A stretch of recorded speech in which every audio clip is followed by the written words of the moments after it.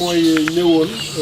rencontrer autorités yi nga xam ne ñoom ñoo ŋànk région bi tàmbale ko ci gouverneur ak ñu muy liggéeyal yëpp ci wàllu administration territoriale waaye tamit boole ci service technique déconcentré yi pour présenter leen projet bi nga xam ne projet d'autonomisation des femmes et dividende démographique en Afrique subsaharienne donc Suède plus mu nekk projet boo xam ne état du Sénégal moom moo ko sos à travers le ministère de la famille et des solidarités waaye boole ci yeneen i ministère mu mel ni que ministère de la santé ministère de la jeunesse ministère de l'éducation ak yeneen ministère donc mébétu ñëw bi fii tey moo doon ñëwoon donc rencontrer kilifa yooyu présenter leen projet bi balaa sax ñuy dugg ci phase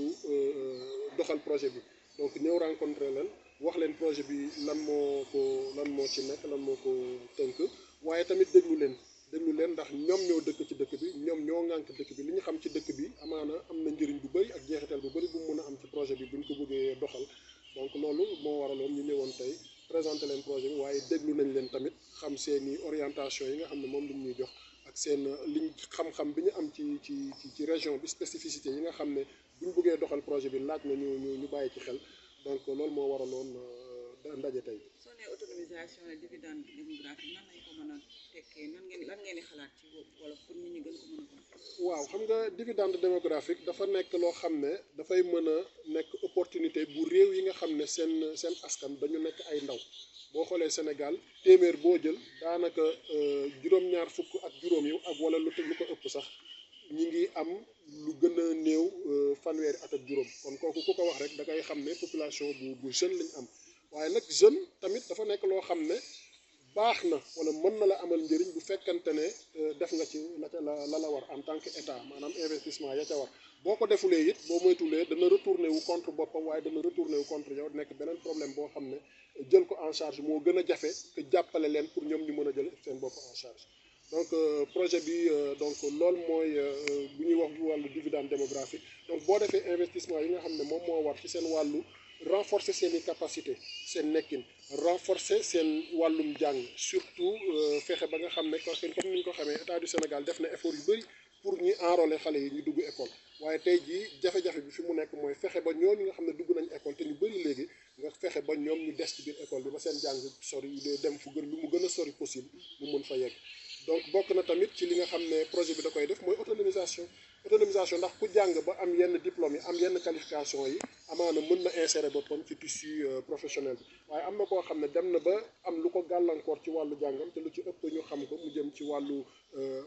ñàkk bi nga xam ne yenn saa yi mooy dal ci yenn njaboot yi ba du ñu mën a am lu ñu mën a fexe ba seen doom yi yeggali seen jàng projet bi ñëw fexe ba jàppale leen ba nga xam ne ñu bëri ci ñoom wala lu ëpp ci ñoom dinañ mën a rester à l'école yeggali seen jàng ba soril waaye tamit ci wàllu autonomisation am na ñoo xam ne dañoo génn école seeni at mayatu leen ñu dellu ci école waaye bëgg nañu jàng métier projet bi tamit mën na leen jàppale ci wàllu boobu ba nga xam ne dinañ def métier bi ñu choisiral seen bopp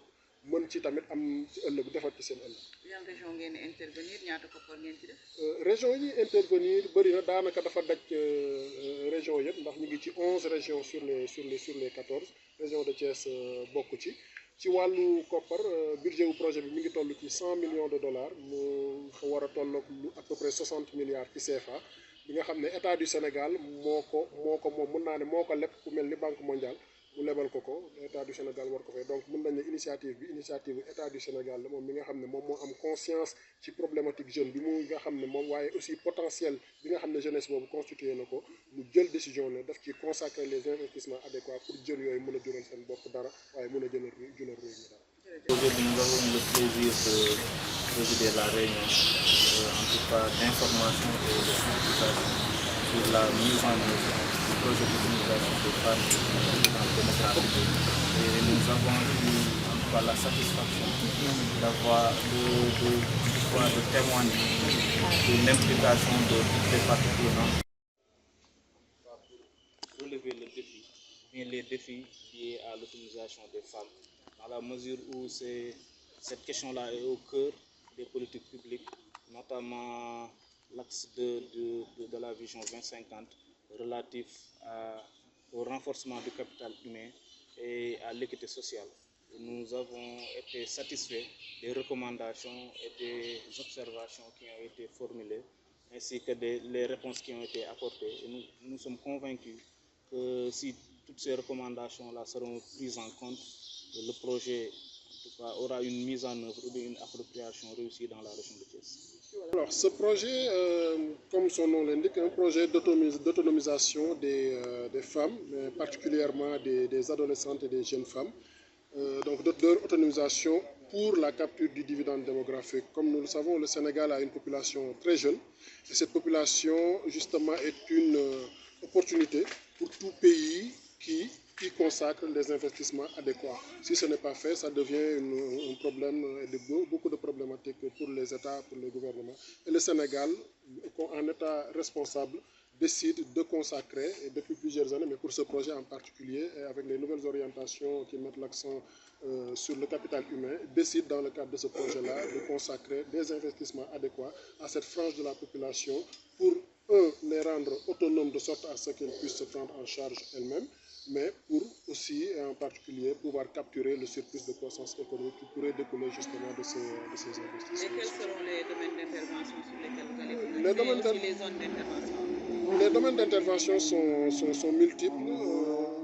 En plus de renforcer les compétences de vie de ces adolescentes-là, il s'agira aussi de travailler à leur maintien à l'école, de travailler aussi à leur autonomisation économique financière, mais aussi à les protéger, à prévenir pour elles les problématiques de violence basées sur le genre, mais aussi à pouvoir prendre en charge efficacement les victimes et survivantes de ces violences basées sur le genre, mais aussi de travailler à un plaidoyer pour que ces phénomènes soient sanctionnés plus qu'ils ne le sont déjà, mais de travailler aussi à améliorer le cadre législatif portant sur ces fléaux. En termes de zone d'intervention, le projet couvre 11 régions sur les 14 du Sénégal, dont la région de Thiès. L'objectif de cette rencontre d'aujourd'hui, c'est justement pour porter à la connaissance des autorités régionales, du gouverneur, de l'administration territoriale, mais aussi des services techniques déconcentrés, porter à leur niveau l'information sur le projet, leur présenter le projet, mais aussi être à l'écoute de leurs orientations, de leurs suggestions, compte tenu de leur connaissance, de leur maîtrise du contexte et des spécificités de la région, pour que justement ces préoccupations-là puissent être prises en compte dans le cadre de l'opérationnalisation de ce projet. La durée? La durée du projet est de 5 ans, donc en principe le projet devait démarrer depuis 2023, mais comme nous le savons tous, en 2023 le Sénégal connaissait des troubles sociopolitiques malheureusement, donc ce qui fait que le projet a connu plus d'1 an de retard, mais nous sommes sûrs et rassurés qu'avec l'implication de tous et les compétences dont nous disposons, nous sommes à même de résorber ce retard. Le coût financier et les partenaires associés. Le coût de ce projet est d'un total de 100 millions de dollars sur prêt de la Banque mondiale, avec comme ministère de tutelle le ministère de la Famille et des Solidarités. Et